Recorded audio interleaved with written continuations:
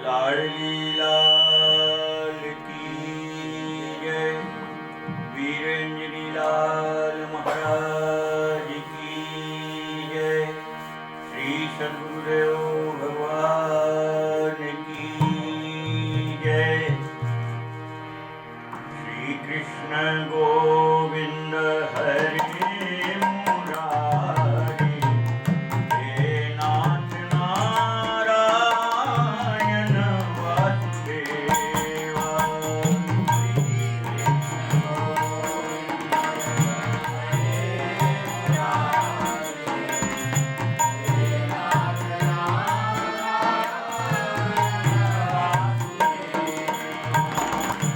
श्री कृष्ण गोविंद हरे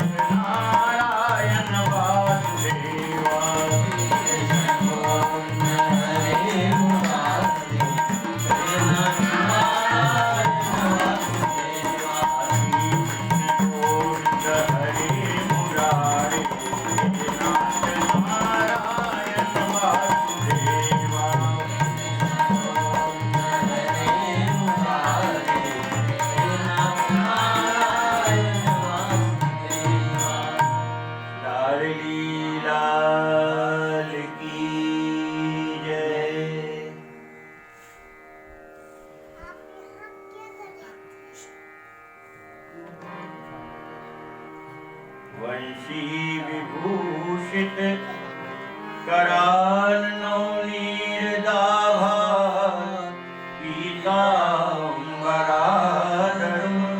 बिंब फलाधरोष्ठात् पूर्णेन्दु सुंदर मुखादर बिंद नेत्रात् कृष्णात् परमं किमपि तत्त्वमहं न जाने। गोधूलधूषित कोमल गोपवेशं गोपाल बालक शतैरनुगम्यमानं सायंकाले निज गृहे पशुवन्दनार्थं गच्छन्तमच्युत शिशुं प्रणतोऽस्मि नित्यम्। वरहापीडं नटवरवपुः कर्णयो कर्णिकारं बिभ्रदवासः कनककपिशं वैजयन्ती चामाला रङ्गान वेणोरधर सुधया पूरयन् गोपवृन्दै बृन्दारण्यं स्वपदरमणं राविशत गीतकीर्ति अहोवतीयं स्तनकालकूटं जिघांसयापायदप्यसाध्वी लेभे गतिं दातुचितां ततो नन्यं कं वा दयालुं शरणं व्रजे। त्वमेव माता च पिता त्वमेव त्वमेव बन्धुश्च सखा त्वमेव त्वमेव विद्या द्रविणं त्वमेव त्वमेव सर्वं मम देव देव। वृंदावन बिहारी लाल की जय।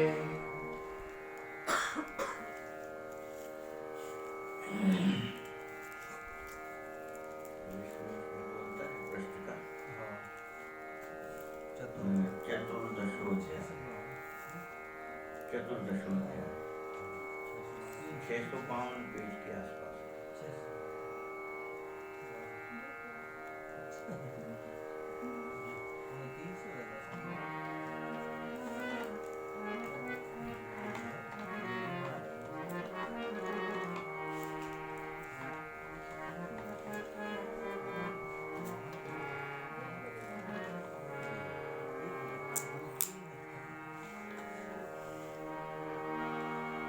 कहे सूत मुनि सुनाऊ कुमारिन की लीला हो। कहे सूत मुनि सुनाऊ कुमारिन की लीला हो। कृष्ण प्रेम मन पही करे मिल व्रत जप तब तब।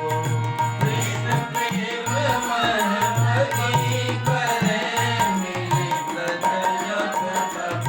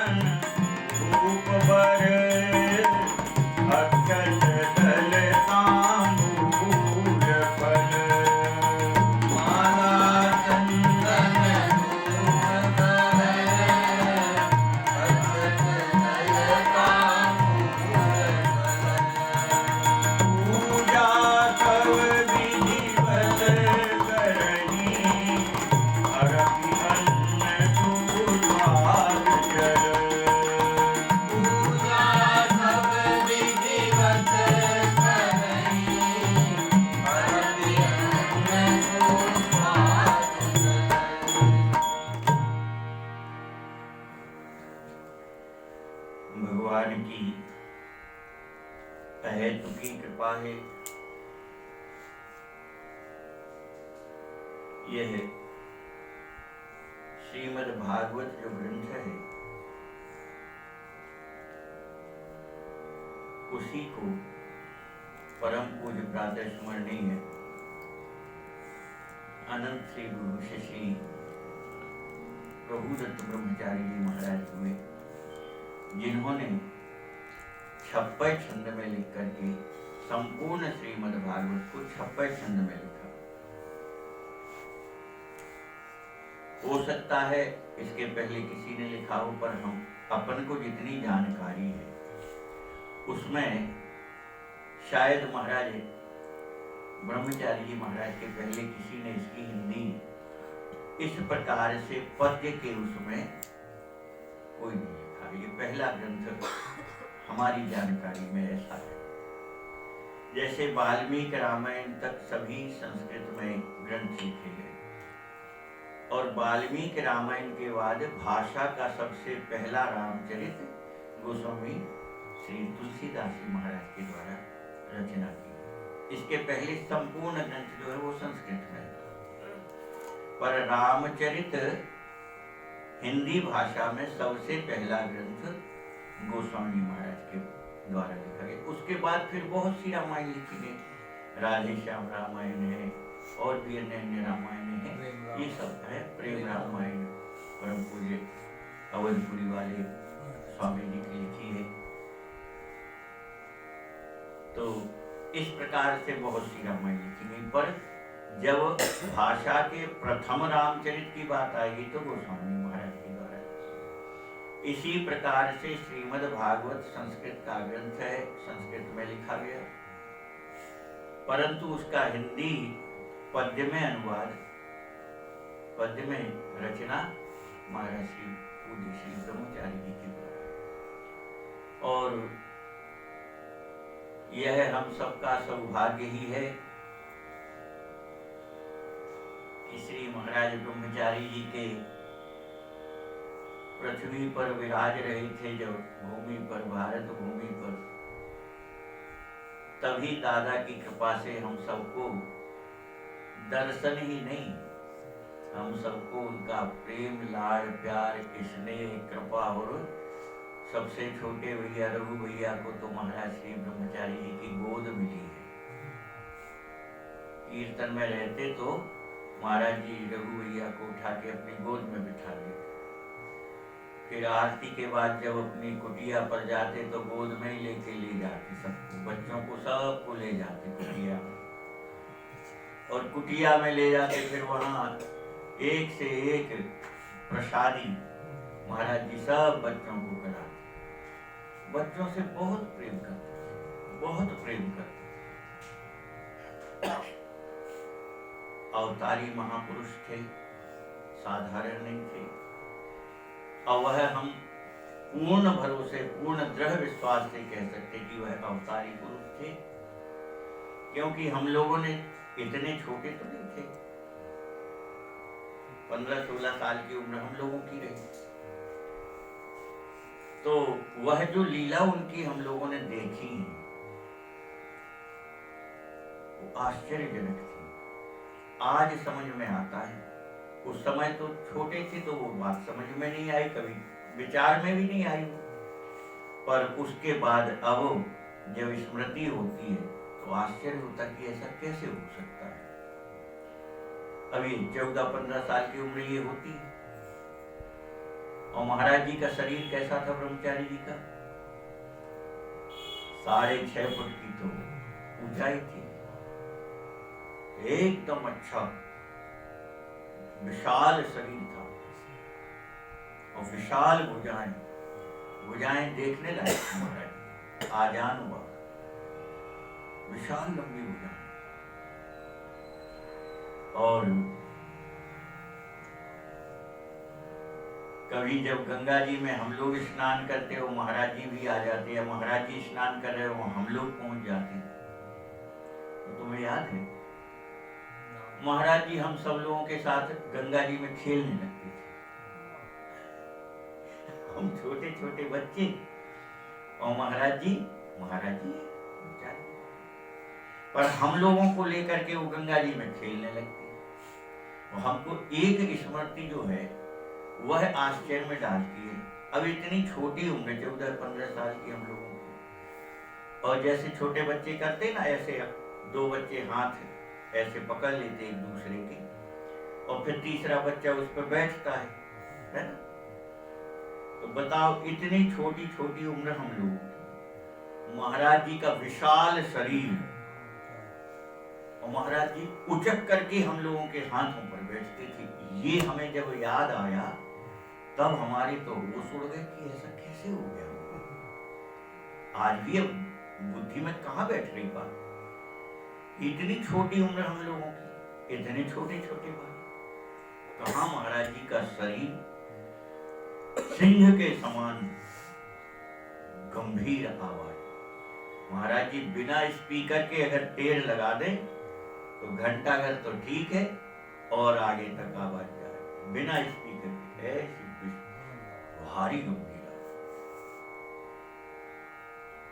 तो इसमें तो कोई संदेह नहीं कि वो ठाकुर जी के कोई ना कोई विशेष पार्षद ही थे। और अब उनके संबंध में तो बहुत है, कहाँ तक कहा जाए। जिनको रुचि हो तो उनके चरित्र, जीवन चरित्र 2 खंड में है, उसको पढ़ करके वो समझ सकता है। परम देशभक्त थे, राष्ट्रभक्त थे। देश की स्वतंत्रता में बहुत भारी उनका योगदान रहा है। स्वयं चंद्रशेखर आजाद महाराज जी के आश्रम में महीनों रहा करते थे, महीनों। और अंत का जो चंद्रशेखर जी का समय है, वह अंत में आश्रम से ही गए थे इलाहाबाद। गंगा इस पार आश्रम है, उस पार इलाहाबाद। तो महाराज जी के आश्रम से ही वो इलाहाबाद गए हुए थे। और इलाहाबाद में फिर उनको दुष्टों ने घेर के गोली मार दी। महाराज जी के ही पास से गए थे।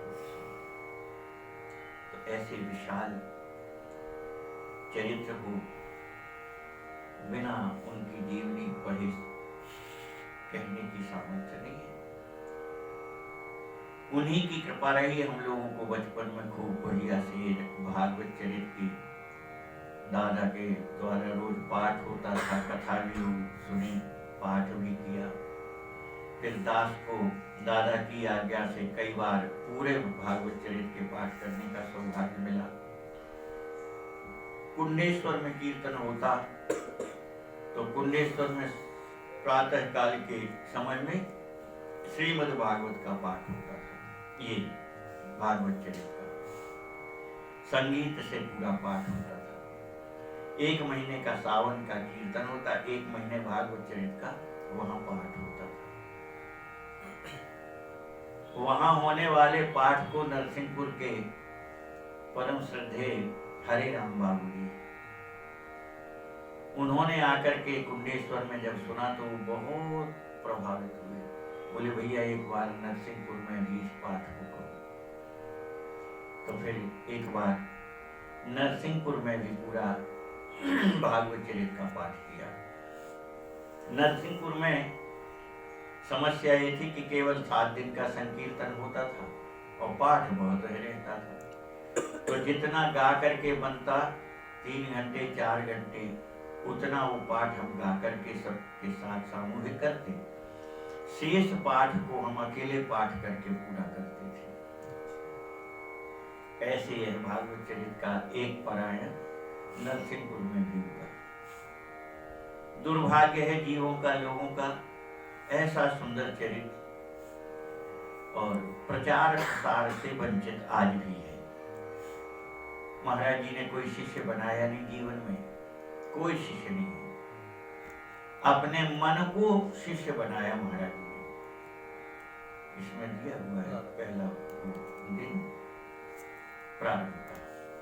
तो महाराज श्री ने जब भागवत श्रीमद् भागवत प्रारंभ की तो पहले ही 56 में और अपने गुरु शिष्य का संबंध लिखा है। एकदम प्रारंभ पहला चैप्टर, मणि राम मम शिष्य चपल चंचल अज्ञानी।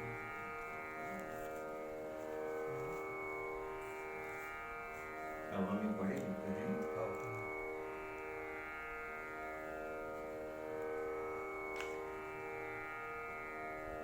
ये कहाँ है? ये तो नारायण नमस्कृतम वाला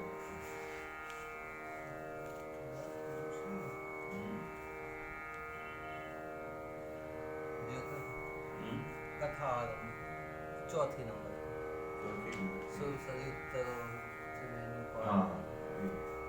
मणि राम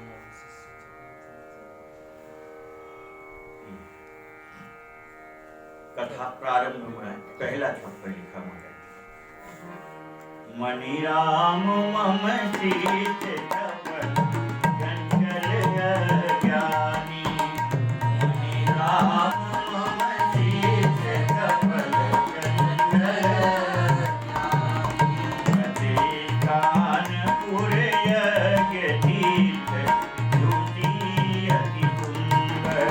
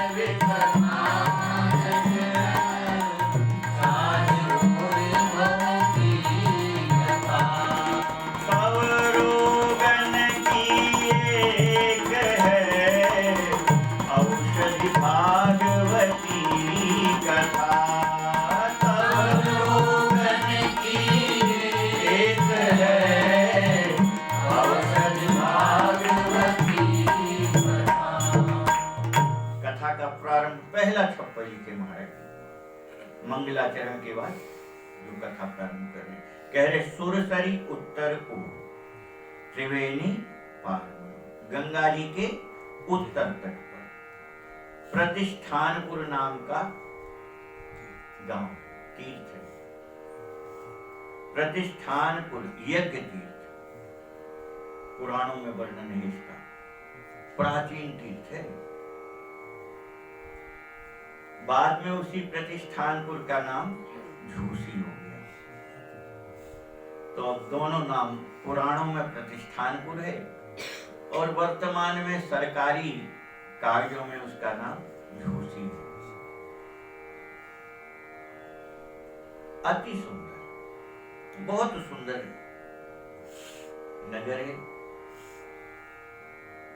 कह रहे हैं मणि राम मम शिष्य, मैंने जीवन में केवल एक ही शिष्य बनाया जिसका नाम मणि राम है। मणि राम माने मन।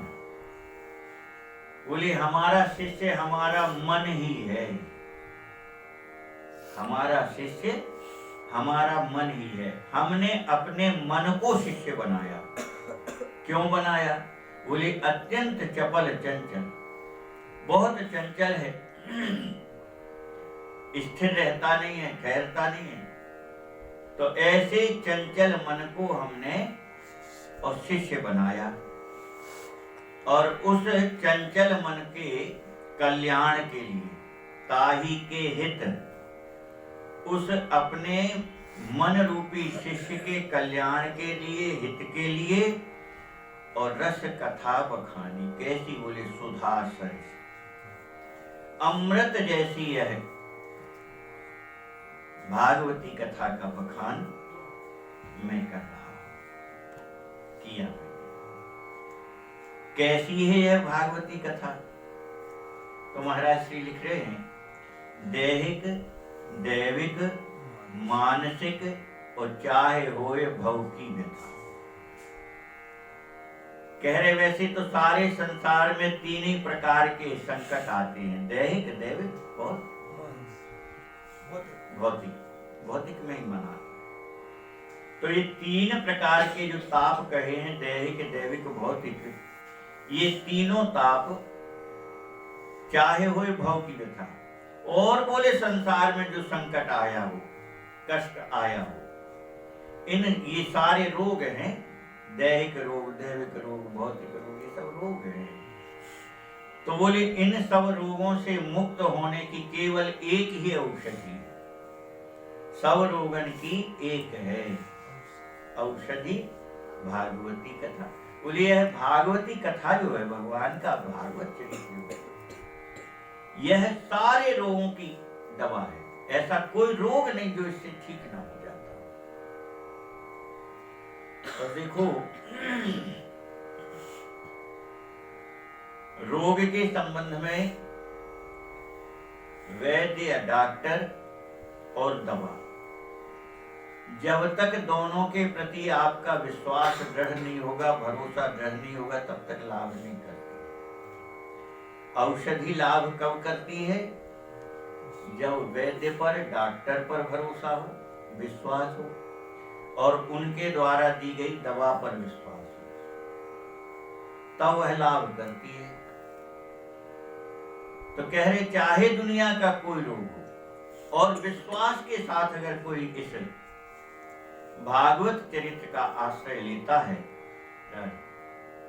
तो निश्चित ही वह इन सब रोगों से मुक्त हो जाएगा। और इतनी सरल भाषा में लिखा है महाराज जी ने, इतनी सरल भाषा में लिखा है कि केवल एक एक शब्द ठहर ठहर के गाने से ही अर्थ समझ में आ जाता है। अधिक बुद्धि का प्रयोग नहीं करना इसमें, नहीं, इतनी सरल भाषा में लिखा है। समर्पण के छप्पर देखो कितने प्यारे हैं। तो भाषा बहुत सरल है महाराज जी। तो दादा का आशीर्वाद, महाराज ब्रह्मचारी जी की कृपा, इन बच्चों के मन में एक उत्साह आया, अपने आप भगवान ने इनके भीतर प्रेरित किया, इन सब की इच्छा हो गई। तो इन्होंने कहा कि इस बार शरद पूर्णिमा पे ठाकुर जी के कुछ रास के भी पद का गान हो। ठाकुर जी जैसे सभी जगह के ठाकुर जी खुले चांदनी में विराजते हैं, तो चांदनी में ही लाली लाल जी विराजे। अब बोले जब सब इतना करेंगे तो फिर कथा भी रासलीला की हो जाए। तो अब ये ठाकुर जी की प्रेरणा है। तो महाराज श्री ब्रह्मचारी जी महाराज और दादाजी के आशीर्वाद से अब इस चरित्र को हम पहली बार कथा के रूप में कह रहे। पाठ तो हमने खूब की, पर कथा पहली बार कह रहे। तो और कथा तो इसमें से भी कही है, दादा के ही सामने जन्माष्टमी पर एक बार दादा ने कहा इसमें से कथा तो जन्माष्टमी पर जन्म की कही है। अब ये रासलीला की कथा तो बड़ी कठिन है, हम तो इसके दूर दूर तक अधिकारी क्या किसी भी प्रकार से लायक नहीं। अरे कहाँ रासलीला और कहाँ हम कलयुग के पामर जीव, ऋषि जीव, उस कथा को कहने की बात आ गई है। पर बस लाली लाल जी के चरणों में ही प्रार्थना करके दादा और महाराज जी के आशीर्वाद से जो बन पड़ेगा सो पर चर्चा करेंगे ठाकुर जी की रासलीला की। अभी रासलीला का मूल प्रारंभ कहाँ से बना, तो इस भूमिका को समझना भी जरूरी है। और महाराज जी यहाँ से कथा प्रारंभ करते हैं इसकी। कहें सूत मुनि सुनहु कुमारिन की अवलीला। सूत जी महाराज और शौनकादि ऋषि को कथा सुना रहे हैं। तो कथा सुनाते हुए सूत जी महाराज कह रहे हैं कि हे ऋषियों, हे मुनियों, अब आप ब्रज की वह लीला कथा सुनो। कौन सी? बोले सुनहु कुमारिन की लीला अब, और कृष्ण प्रेम मह पगी, करें मिले व्रत जप तप सब। जो कृष्ण प्रेम में सदी पगी माने सराबोर है, सराबोर है कृष्ण प्रेम में। ऐसी उन ब्रजांगनाओं की प्रेम की जो कथा है, कृष्ण प्रेम की जो कथा है, कन्हैया के प्रति जो उनका प्रेम है, अब हमें कुछ उनकी लीलाएं सुनाओ। तो सूत जी कह रहे हैं कि अब उनकी कथाएं सुनो। व्रत कार्तिक को करह नियमते जमुना नहावे। कन्हैया के प्रेम की प्राप्ति के लिए, कन्हैया की प्राप्ति के लिए ब्रज की गोपियां, ब्रज की कुमारी कन्याएं और कार्तिक के व्रत का संकल्प किए। कार्तिक का स्नान का व्रत लिया और उस व्रत के मूल में कन्हैया को अपने प्रीतम पति के रूप में प्राप्त करने का संकल्प है उनके मन में। तो अपने यहाँ आज भी प्रथा है, माताएं कार्तिक स्नान करती हैं। शरद पूर्णिमा के स्नान से शुरू होकर के और कार्तिक पूर्णिमा तक स्नान का विधान है। शरद पूर्णिमा के दिन प्रथम स्नान प्रारंभ होता है, पूर्णिमा से पूर्णिमा तक। और विधान तो उसमें बड़े कठिन है। सूर्योदय के पहले पहले स्नान और पूजन कर लेती हैं। स्नान भी हो जाते और भगवान का पूजन भी हो जाता उसमें। तुलसी जी का भी बड़ा महत्व रहता है उसमें। तो देवी कात्यायनी की उपासना होती है, तुलसी मैया की उपासना होती है उसमें। मूल रूप से कात्यायनी मैया का पूजन करती हैं। तो कह रहे हैं नहाए बालिका मई भगवती मूर्ति बनावे। ब्रह्म मुहूर्त में ही उठ करके स्नान कर लेती हैं अंधेरे में, और स्नान करके फिर वहीं यमुना जी के किनारे की बालू लेकर के रेत से कात्यायनी माता का विग्रह बनाती, रेत से। जैसे अपन भगवान शंकर जी का पूजन करते, नर्मदा जी के किनारे तो प्राय खूब देखने मिलता, जाके लोग स्नान करते और फिर वहीं किनारे की बालू से शिवलिंग बनाते और फिर उनका पूजन करते। तो ऐसे ही ब्रज की गोपांगनाएं यमुना में स्नान करती हैं और यमुना जी के किनारे की बालू लेकर के कात्यायनी मैया का विग्रह बनाती हैं और फिर पूजन करती हैं। माला, चंदन, धूप, अक्षत, तुलसी दल, इस प्रकार से सारे तांबूल यानी पान, ये पूजा सब विधिवत करनी। ये सारी सामग्री लेकर के विधि विधान से और कात्यायनी मैया का पूजन करती हैं। अरपि अन्न सुस्वाद जल, और पूजन करके फिर सुंदर नैवेद्य भोग लगाती हैं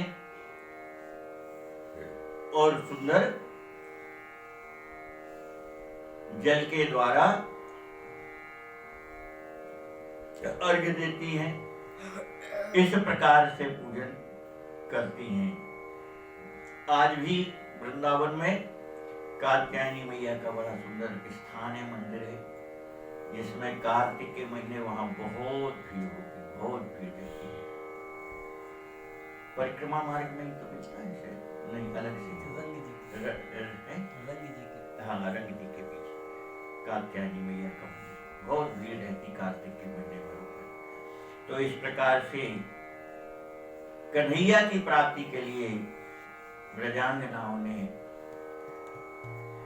कार्तिक मास के व्रत का संकल्प लिया। और महाराज लिखते हैं, महाराज जी, करी पूजा सब विनय करे दुर्गे जगदम्बे, पूजा सब विनय करे दुर्गे जगदम्बे,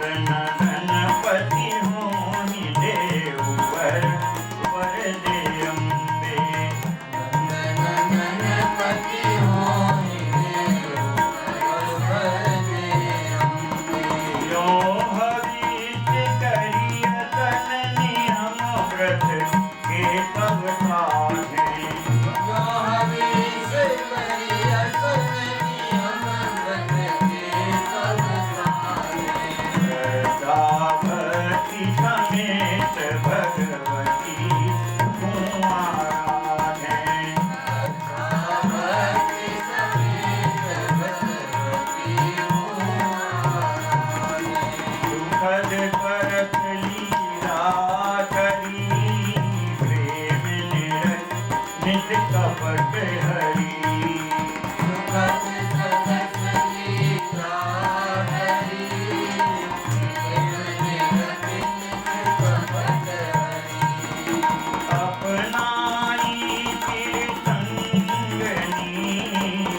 तब दोषन को दूर करी, अपनाई तिरसंगनी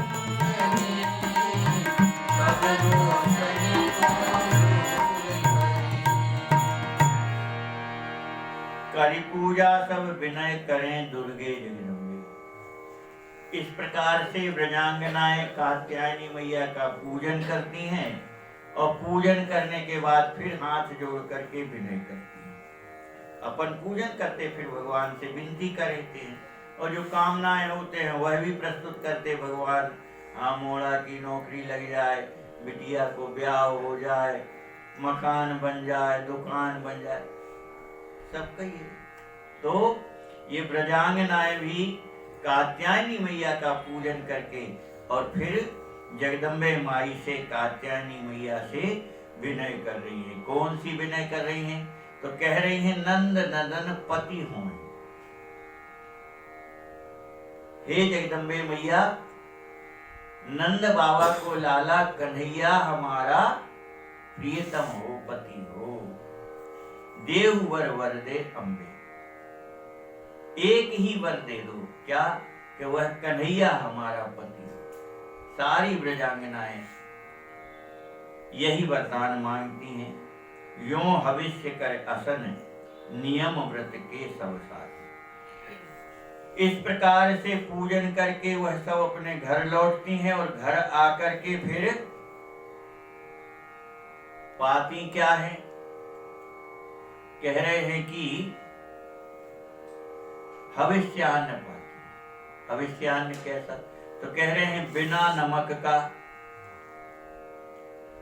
घी चावल आदि का भोजन करके और व्रत का पालन करती है। नमक नहीं रहता उनके भोजन में, घी चावल और मीठा भले रहेगा पर नमक का त्याग।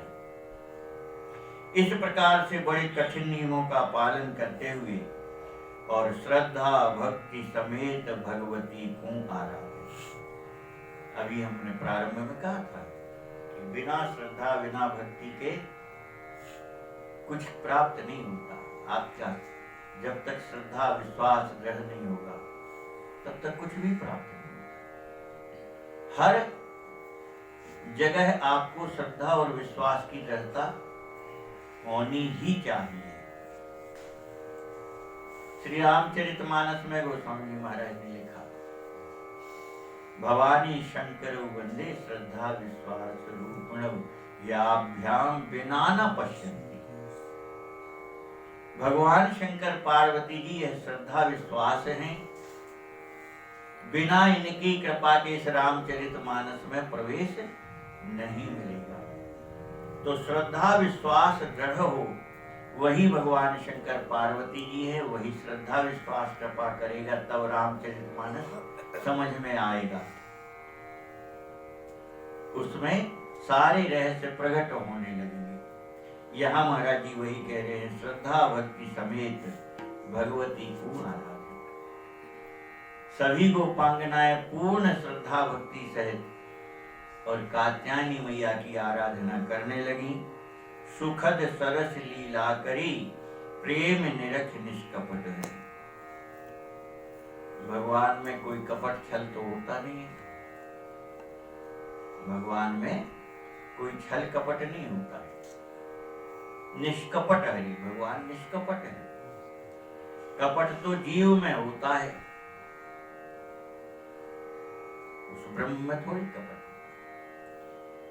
कह रहे ऐसे ठाकुर जी के अत्यंत रस भरी लीलाओं का आस्वादन करने के लिए और इस प्रकार से आराधना करने लगी,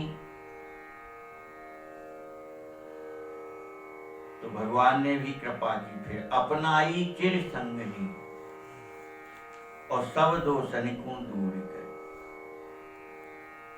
बहुत सार गर्भित बात लिखी महाराज। अपनाई चिर संगनी, उन ब्रजांगनाओं को चिर संगनी बना दिया, यानी सदा सदा ठाकुर जी की सेवा में आज भी है और अनंत काल तक ही वह ठाकुर जी की सेवा में रहेंगे, साथ रहेंगे, चिर संगनी।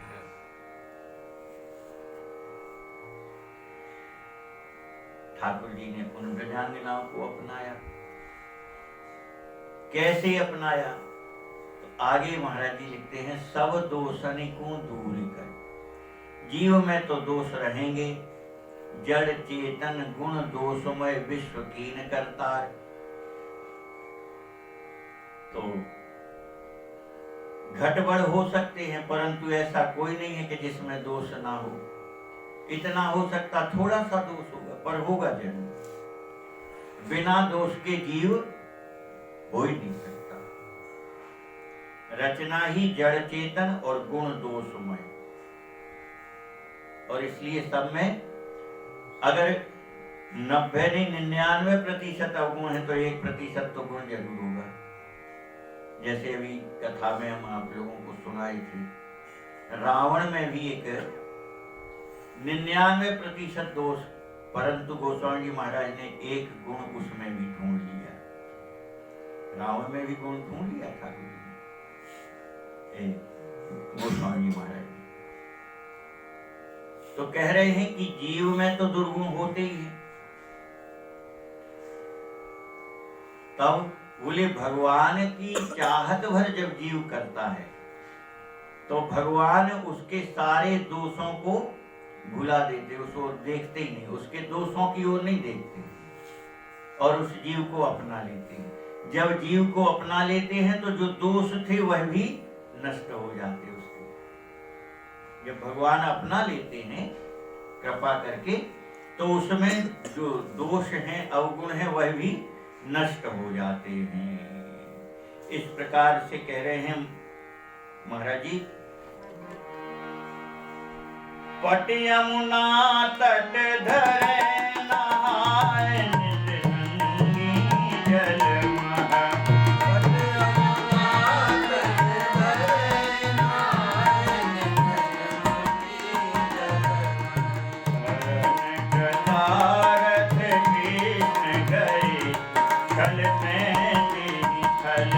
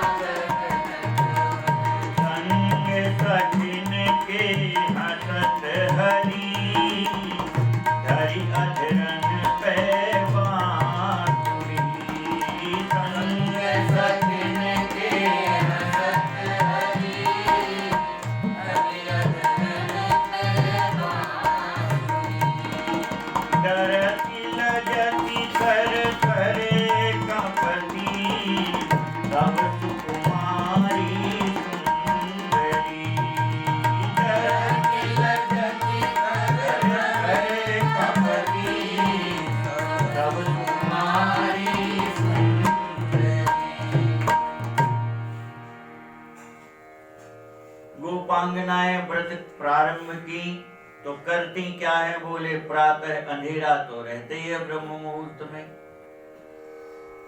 ब्रह्म मुहूर्त का समय अपनी घड़ी के आधार पे 3 बजे से 6 बजे तक का है,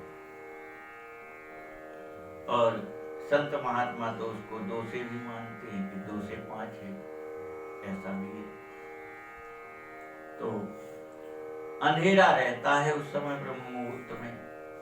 ब्रह्म मुहूर्त में गोपांगनाएं जाकर के यमुना जी में और स्नान करती हैं। तो कैसे स्नान करती हैं? बोले निर्वस्त्र होकर के स्नान करती हैं। सारे वस्त्र यमुना जी के तट पर रख देती हैं, निर्वस्त्र होकर के स्नान करती हैं। कह रहे करण कृतारथ कृष्ण गए छलते तहि थल। उन सबको धन्य धन्य कृत कृत्य करने के लिए और ठाकुर जी ने लीला की।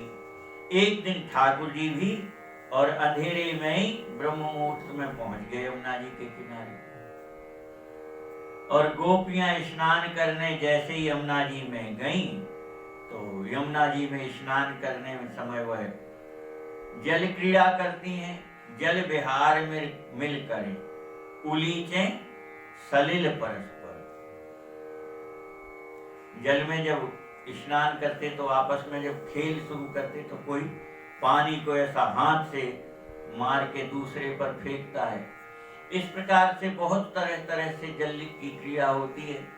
तो वह उलीचे जल, कोई ऐसे जल फेंकता है, कोई ऐसे फेंकता है, एक दूसरे पर जल डाल रही हैं, परस्पर खूब क्रिया कर रही हैं।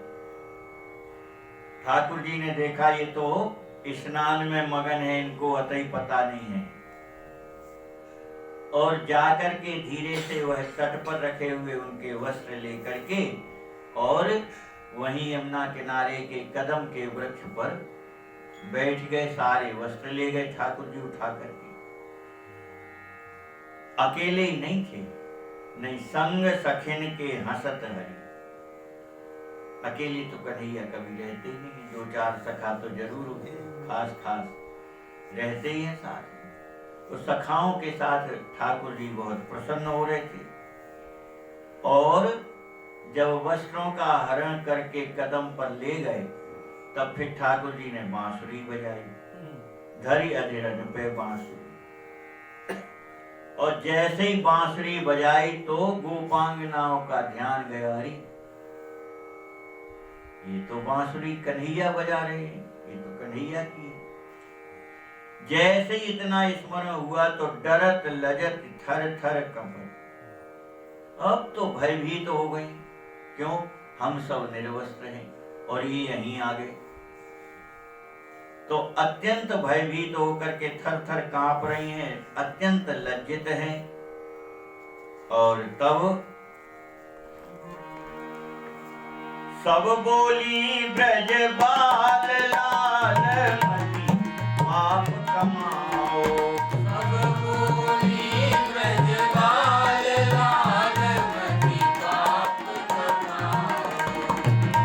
हम नंगी नारी न ऐसी हंसी उड़ाओ। हम नंगी नारी न ऐसी हंसी उड़ाओ।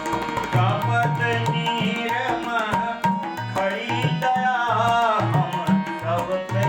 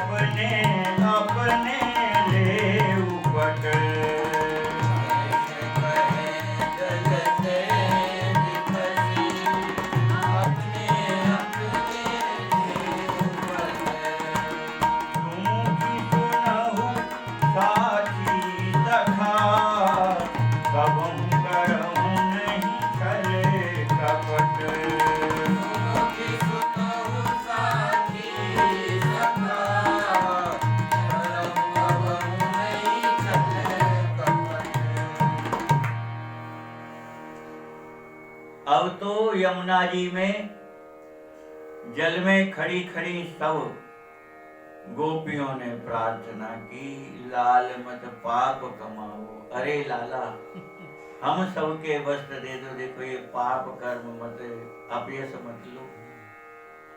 हम सब निर्वस्त्र होकर के यमुना जी में खड़ी हैं और आप ऐसा काम करके कोई पुण्य थोड़ी मिलेगा। हम स्त्रियों के वस्त्र चुरा करके, और आपको पुण्य नहीं, आपको तो पाप लगेगा, क्योंकि हम सब निर्वस्त्र हैं। तो इस प्रकार से हमारी हंसी उड़ा रहे हो, सारे वस्त्र उठा लिए आपने। तो कपट नीरमह खड़ी, दया हम सब पे कीजिए। और ठाकुर जी तो मौन मुस्कुरा रहे, बातें का उत्तर नहीं दे। तब वह अत्यंत और करुणा से भर के कोमल वाणी में ठाकुर जी को मना दिया। देख लाला, हम सब ठंड के मारे कांप रहे हैं, थर थर कांप रहे हैं, जल में खड़ी हैं। अरे तुम्हें दया नहीं आती हम सब पर? क्या इतने कठोर हो तुम? हम सबकी दशा देख करके तुम्हें दया आनी चाहिए, और इसलिए हम सबके कपड़े दे दो। ठाकुर जी ने कहा, हमने मना ही कब कहा कपड़े देने को? उतर कदम ते कुंवर बसन हम सबके दीजिए। तो उन्होंने कहा दो फिर वस्त्र। तो ठाकुर जी ने कहा, भाई अपने अपने वस्त्र उठा के ले जाओ, ये टंगे हुए हैं कदम पे, आ जाओ ले जाओ। तो कहें कृष्ण जल तैन कर, अपने अपने ले ऊपर। बोले निकल के यमुना जी से आके और अपने अपने कपड़े ले जाओ, हमने मना कब कहा? ले जाओ अपने अपने वस्त्र। तब सुमुखी सुनहु साखी सखा करहु कबहु नहीं छल कपट। कन्हैया ने कहा कि देखो, हम इन सखाओं की साक्षी देके कहते हैं हम कुछ भी छल कपट नहीं करेंगे। अब तुम आकर के अपने अपने वस्त्र उठाओ ले जाओ, हम अब कोई धोखा नहीं देंगे, कोई छल कपट नहीं करेंगे, और इन सखाओं की साक्षी दे रहे हैं। अब तो बड़े संकट में पड़ गई गोपियां। सुनी श्याम की सरस रहस्यमय अनुपम वाणी, श्याम की सरस रहस्यमय अनुपम वाणी। एक एक की ओर निरखी मन मोह कहानी।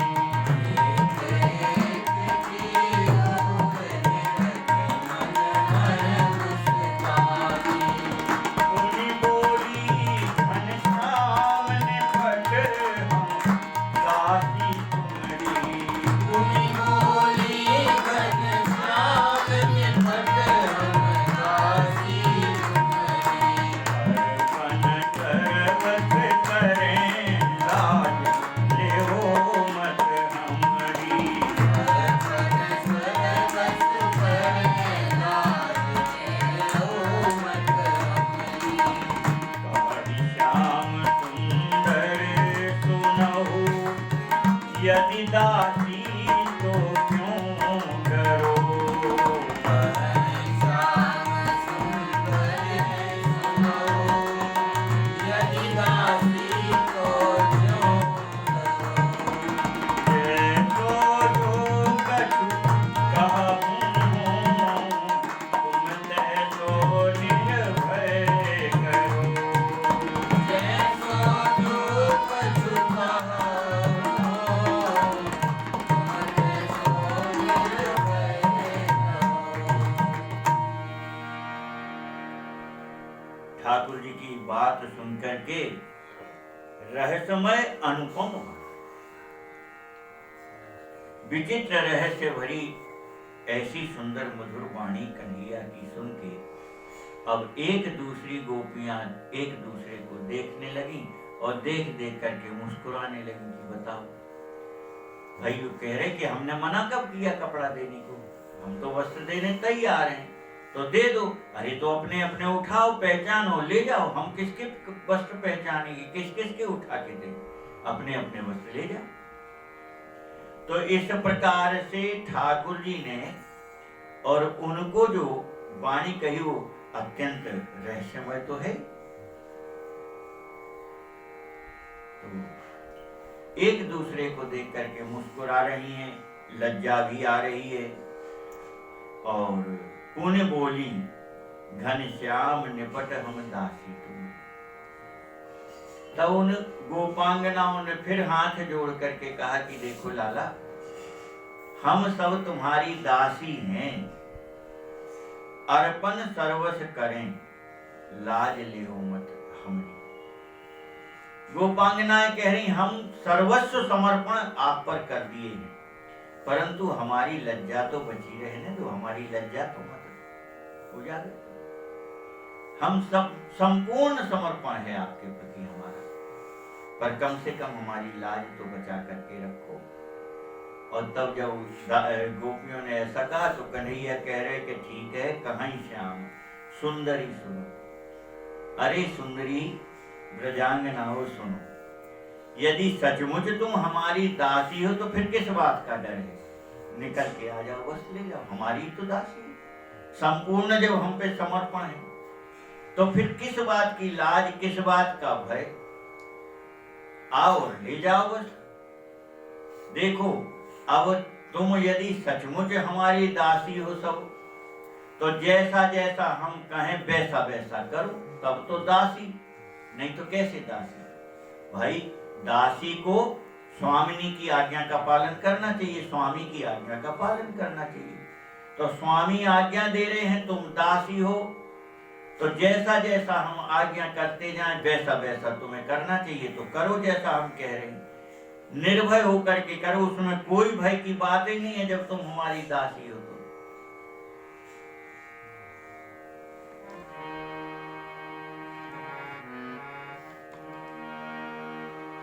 जानी विवशता ने करी बारी में बाला आई, जानी विवशता ने करी बारी में बाला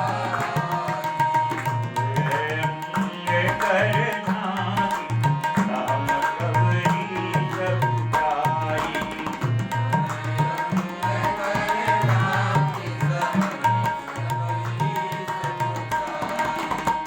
हरि बोले अपराध वरुण को कियो तुम सब,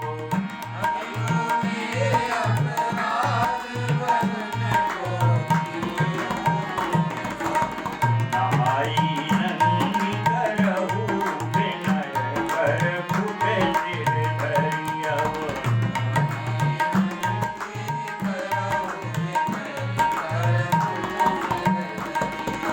निज व्रत को खंडित समुखी, धर्म धीरु सब डरे गई।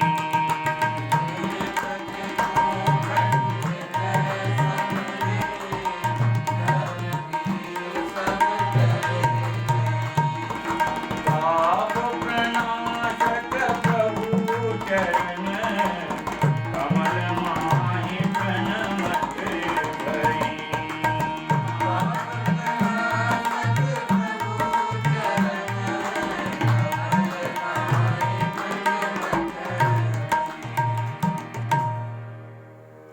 अब विवशता थी गोपांगनाओं की और कोई उपाय नहीं था। विवशता क्या थी कि जितना विलंब करेंगे उतना ही संकट बढ़ता जाएगा। क्यों? बोले सूर्य उदय का समय होगा तो फिर प्रकाश दिखाई देने लगेगा, अभी तो थोड़ा थोड़ा अंधेरा है, तो अभी तो फिर भी लाज है, अंधेरा है। पर अगर हम और देर करेंगी तो प्रकाश में फिर हमारे सारे अंग प्रकट दिखाई देंगे। अब कोई उपाय नहीं था, विवशता माने परवश थी। और तब कन्हैया के कहे अनुसार अपने अपने अंगों को हाथों से ढांक करके और सहमी सकुचाते हुए लजाते हुए जल से बाहर आई। और ठाकुर जी तो लीला करते हैं तो कोई कसर नहीं रखते। ठाकुर जी ने इतने पर भी ब्रजांगनाओं के साथ बड़ा विचित्र व्यवहार किया। बोले देखो, अपराध वरुण को कियो तुम सबने वरुण देवता का अपराध किया है, इसलिए निर्वस्त्र होकर के, नंगे होकर के स्नान किया है, वरुण देवता का अपराध बन गया है, और इसलिए अब तुम्हें उनसे क्षमा मांगनी पड़ेगी। इसके बाद वस्त्र मिलेंगे, पहले उनसे क्षमा मांगो। तो कैसे क्षमा मांगे? तो ठाकुर जी कह रहे हैं, कर पुट सिर धरी अब, हाथ जोड़ करके ऐसे सिर से लगाओ और विनय करो। पाप प्रनाशक निज व्रत कुं खंडित समुझ धर्म भीरु सब डर गए। ठाकुर जी ने कहा, और विनय नहीं करोगी तो सबका व्रत खंडित हो जाएगा। अब तो गोपांगनाएं बहुत सुख चाही, अत्यंत कोमल सरल हृदय। व्रत खंडित ना हो, नहीं तो इतने दिन की सारी मेहनत चली जाएगी और कन्हैया की प्राप्ति से वंचित हो जाएंगे। व्रत तो इन्हीं की प्राप्ति को कर रहे थे अपन, अब ये जैसा कह रहे हैं उसी के करने में कल्याण है, ऐसा विचार करके और ठाकुर जी के कहे अनुसार सबने हाथ उठा करके सिर से मस्तक से लगा के प्रणाम किया। पाप प्रनाशक प्रभु चरण कमल माहि प्रणमत भई। पापों को नष्ट करने वाले श्री ठाकुर जी के चरणों में सब गोपांगनाओं ने हाथ जोड़ करके प्रणाम किया।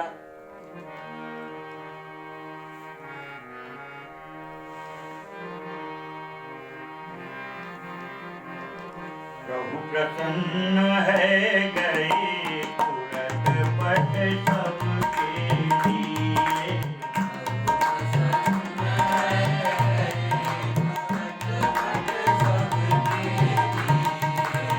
पाए वचन प्रिय भरत बहन निज निज दिन लिए।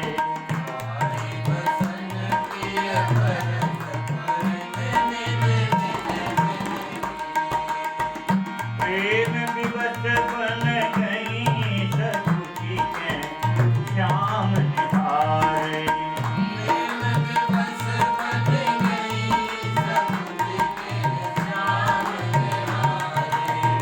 पूजन चाहे चरण नमुख में वचन उचारे।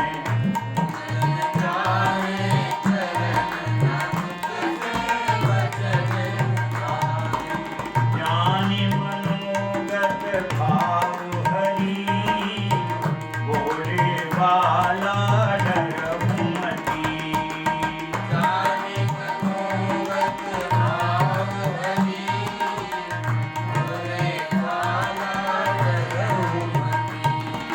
शरद निशिन मह रमन मनो संग करोगी सुखदयति।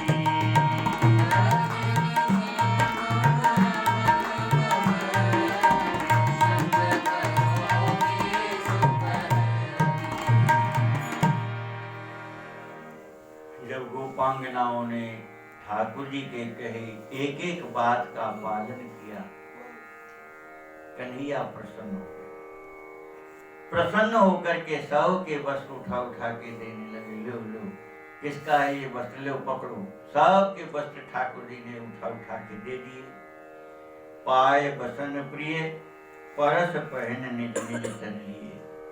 सभी गोपांगनाओं ने वस्त्र धारण किए, प्रेम विवश बन गई सकुच के श्याम निहारे।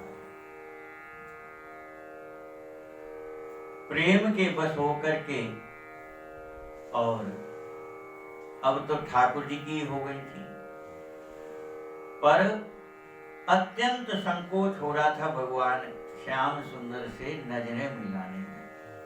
सकुच के श्याम निहारे, नजर से नजर नहीं मिला रही थी, सकुचा करके तिरछी नजर से, दबी दबी नजर से ठाकुर जी के सुंदर दर्शन कर रही थी। पूजन चाहे चरण और मुख तय वचन उचारे। प्रेम में व्याकुल होकर के वह गोपांगनाएं लाला कन्हैया का पूजन करना चाहती, कह रही थी, कहना चाह रही थी कि हम आपका पूजन करना चाहते हैं, परंतु लज्जा के कारण और कह नहीं पा रही थी। वाणी भी नहीं निकल रही थी लज्जा के कारण, कैसे कहें कुछ। तब जानी मनोगत भाव है, यह हमारे चरणों का पूजन करना चाह रही हैं, हमसे कुछ बोलना चाह रही हैं, हमारे प्रेम में डूब गई हैं। यह बात ठाकुर जी जान गए, जानी मनोगत भाव। और तब कन्हैया ने अत्यंत प्रसन्न होकर के गोपियों से कहा कि अरे गोपियों, डरहु मती, मत डरो, किस बात का डर हमसे, और तुम्हारे मन में जो चाहत है चिंता मत करो। अब आने वाली शरद ऋतु में हम तुम्हारे साथ रात्रि में और रमण करेंगे, लीला करेंगे।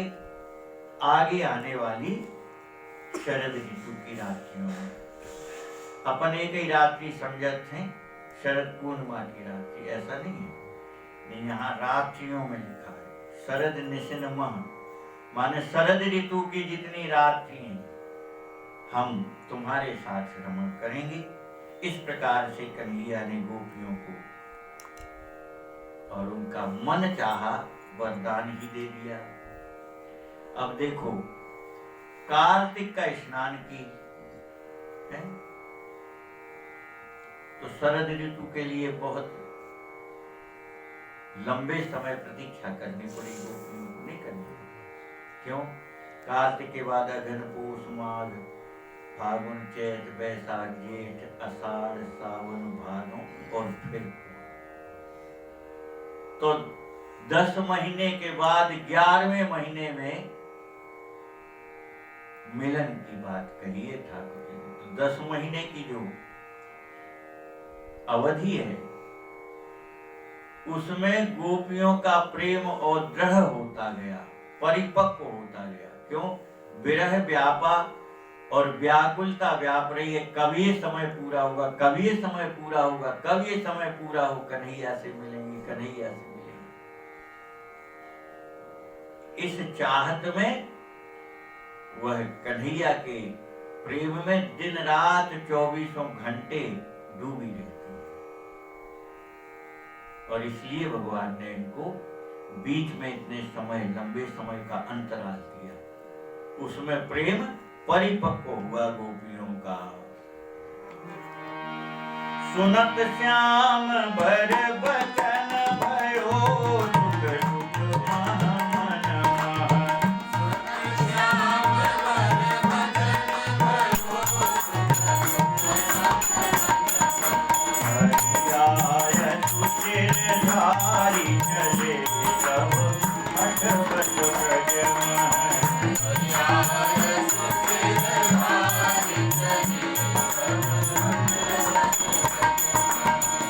आय नियम व्रत भूल प्रतीक्षा करहि कराही।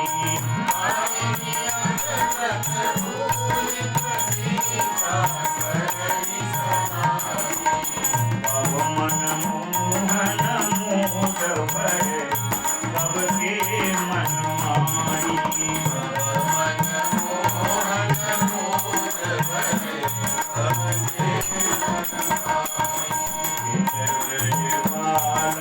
व्रज गई श्याम सखिनी सत बन गई।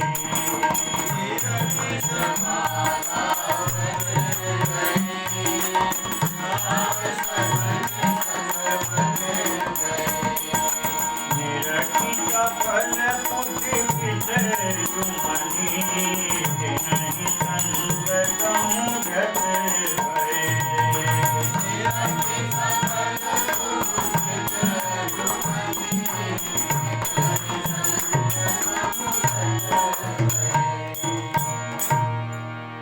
सुनत श्याम बर बचन भयो सुख और दुख संग मन मन।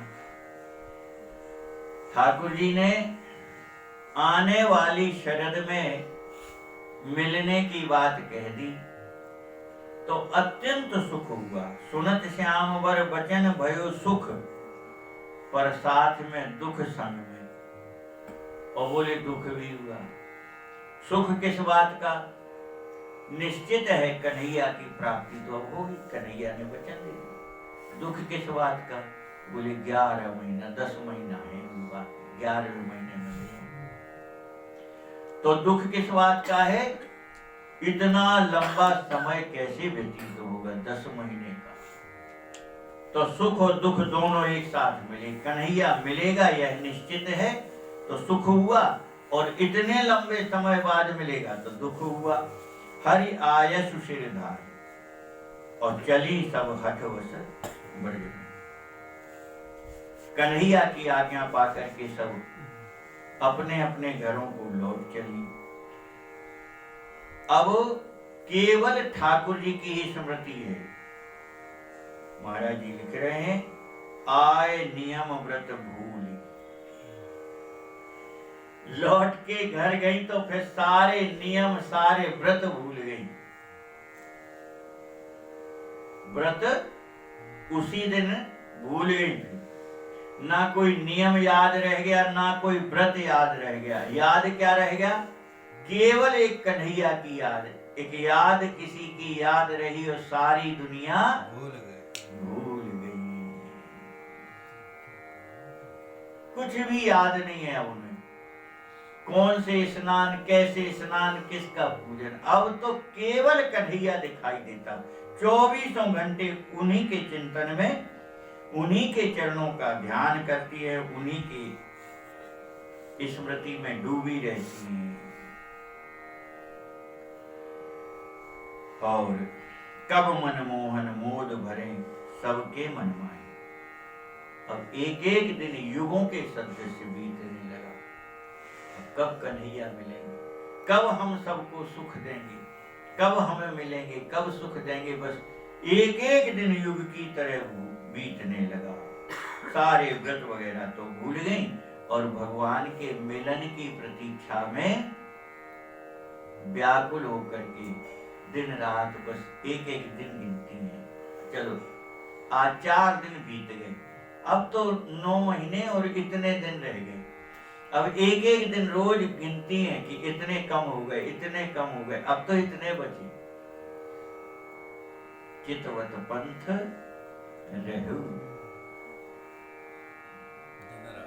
दिन रात, चितवत पंथ रहु दिन रात। दिन रात केवल तो कन्हैया के मिलन की आशा लगी, सब भूल गई।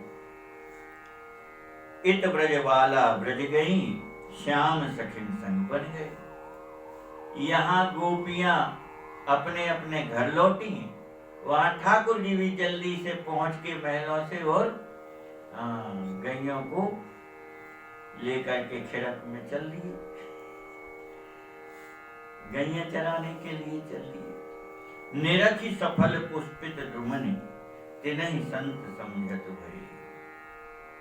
उन वनों में, वृक्षों में तरह तरह के पुष्प, तरह तरह के फल और भरे लदे हुए हैं सारे वृक्ष वन में।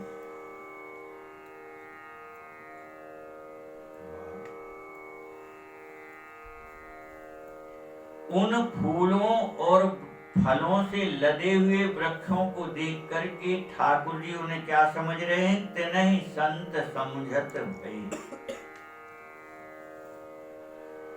भगवान उनको संत ही समझ रहे हैं, वृक्षों को। अब इसमें इसी प्रकार का अर्थ लिखा गया है। अब ये 56 के लिए। हाँ, नहीं, इसमें इसी प्रकार से लिखा है। और कैसे सब संत लगे ठाकुर जी को, ये वृक्ष, फल लगे हैं, फूल लगे हैं, तो सब संत क्यों दिखाई दिए वृक्ष? संत बिटप सरिता गिरिधरनी, परहित हेतु सवन की करनी। तो महाराज श्री लिख रहे हैं, बेचारी महाराज,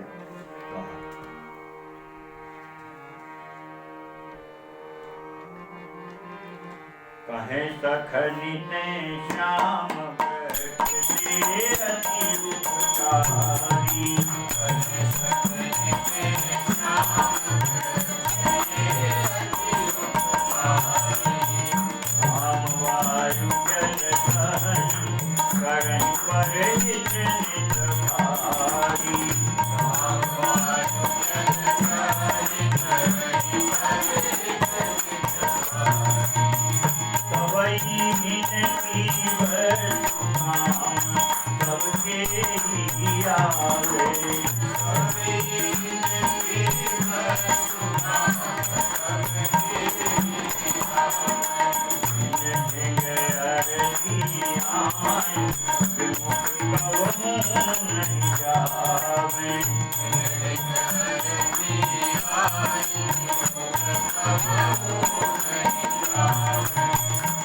आया ईशन कोयला पत्र पुष्प फल मूंग डल।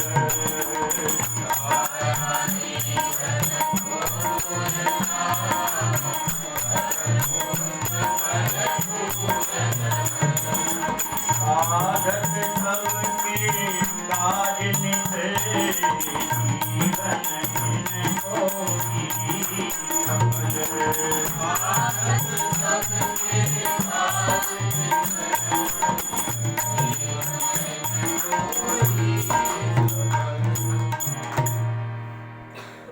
अपने सखाओं से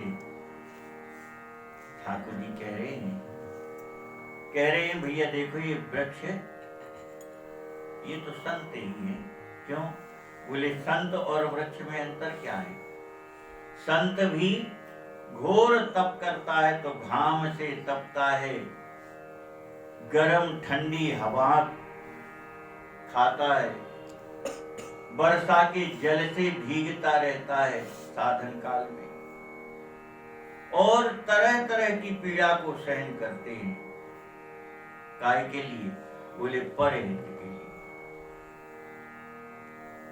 तो ये वृक्ष भी उन्हीं संतों की तरह घाम वर्षा वायु सब सहन कर रहे हैं। ऐसे ही तो संत भी सहन करते हैं। तो इसलिए गोस्वामी महाराज ने चौपाई लिखी ना, संत विटप सरिता गिरिधरनी परहित हेतु सब उनकी करनी। और बोले ये वृक्ष उन्हीं संतों की तरह फूल और फलों से लदे हैं।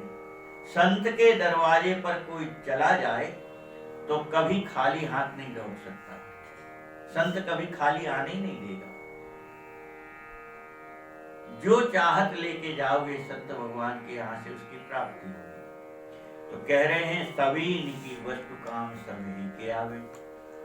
इन झाड़ पेड़ वृक्षों की जो भी वस्तु है ये सबके काम आती है।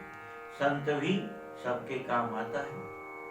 संत के पास जो चला जाए, संत ये विचार नहीं करता कि ये छोटा है कि बड़ा है कि अछूत है कि कैसा है, ये विचार नहीं करते संत। संत के लिए तो जीव मात्र उसके ठाकुर जी के स्वरूप होते हैं, सबसे एक सा व्यवहार करते हैं। तो कह रहे हैं कि जैसे वृक्ष के पास जाने पर वृक्ष सब कुछ दे देता, अपना देता कि नहीं? पत्ते वो दे दे, वृक्ष की छाल वो दे दे, फल वो दे, फूल वह दे, और यहाँ तक कि जल करके ईंधन के लिए भी तैयार है। लकड़ी बन करके जल जाता है, जल करके कोयला बन जाता है, और कोयला बन करके भी तुम्हारे ईंधन के लिए फिर काम आ जाएगा दूसरी बार। तो पत्र पुष्प फल मूल दल सब कुछ वृक्ष देता है। इसी प्रकार साधत सबके काज नित्य जीवन इनको ही सफल। संत भगवान भी जीव के कल्याण के लिए पूरा संपूर्ण उनका तन मन धन सब समर्पित होता है। जीव का कल्याण कायम हो, इसी में लगी रहती है, उस लकड़ी की तरह, उस वृक्ष की तरह। तो इस प्रकार से ठाकुर जी अपने सखाओं से चर्चा कर रहे हैं। अब कथा तो बहुत बड़ी है, परंतु मूल बात जो थी कि गोपांगनाओं को भगवान ने इस प्रकार से शरद ऋतु में और मिलन का वरदान दिया, आश्वासन दिया। गोपांगनाएं अपने अपने घर लौट गई, ठाकुर जी वन में हैं। इसी लीला का स्मरण करते करते और अब आज का कथा को वाणी को यहीं विराम दूंगा। इसी लीला में हम आप सब डूबे रहें। कल पुनः इसके आगे अब किस प्रकार से भगवान ने रास का लीला की, उन कथाओं को सुनेंगे आगे। लाली लाल की जय।